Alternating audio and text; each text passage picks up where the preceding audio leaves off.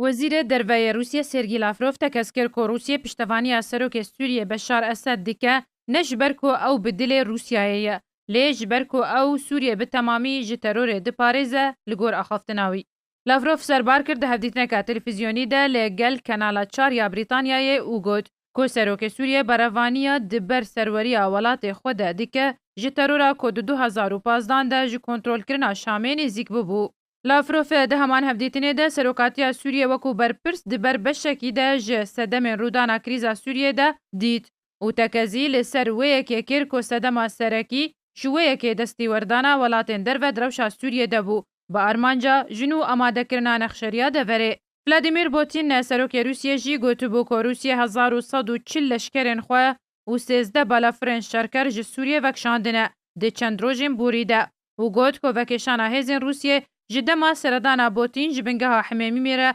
دست پیکری او تانها بردوامه. ده همان درباره ده وزیر درویه روسیه ده هفدیتنا خود لگل همان کانالا بریتانیای گوتو بو که او تا داویا سالا 2018 هزین خواج سوریه و ناکشینن لی وی هبونا خواه لوی دوره کم بکن. شیرین کیلو آرک